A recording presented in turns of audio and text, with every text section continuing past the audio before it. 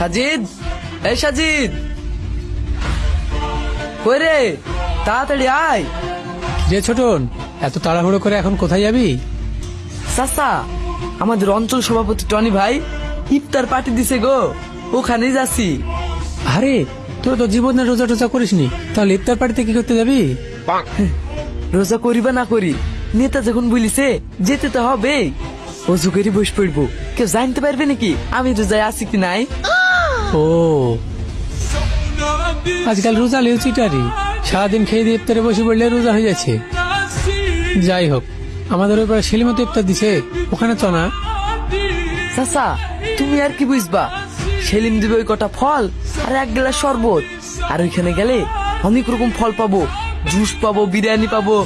তাহলে তুমি বলো, লাভটা এখানে না ওইখানে? এই চ চ।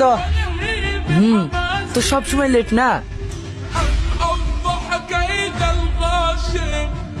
কি গো সেলিম, কার জন্য অপেক্ষা করছো?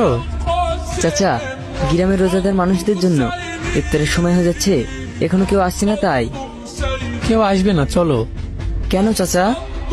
আজকে টনি নেতে ইফতার পার্টি দিচ্ছে, ওরা বড় লোক, ওখানে ছেড়ে তোমার এখানে কে আসবে বলো? ওরা ইফতারে বিরিয়ানি দিচ্ছে, তুমি কি বিরিয়ানি দিতে পারবে? তাই আসবে। ও সেলিম, চলো, ইফতারের সময় হয়ে যাচ্ছে। আজকাল আল্লাহকে খুশি করার জন্য ইফতার দিলে কেউ আসে না। মানুষ এখন টাকা, রাজনীতি আর খাওয়া নিয়ে ব্যস্ত হয়ে গেছে। আসেন চাচা। চলো। আর কেউ আসবে না? না রে মা, আর কেউ আসবে না। ভাই ভালো আছেন? হ্যাঁ ভালো আছি, যা যা বস। ঠিক আছে। এই শোন। হ্যাঁ ভাই, প্রত্যেকের থালার সামনে ঠিকঠাক বিরিয়ানি প্যাকেট গুলা দিয়ে দে। ঠিক আছে ভাই। কিরে তোরা রোজায় নয় তাও চলে এসছিস যে? তুই একা পার্টির লোক নাকি? আমরাও তো পার্টির লোক। তুই খাবি আর আমরা খাবো না?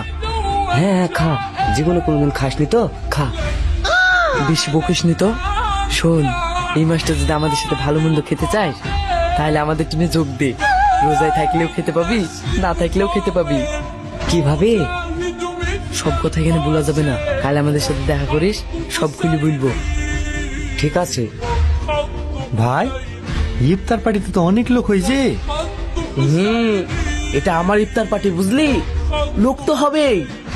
এখন রমজান মাস, ইফতার পার্টি টাটি দিয়ে লোকের মাথায় হাত বুলিয়ে রাখতে হবে, সামনে তো আবার ভোট।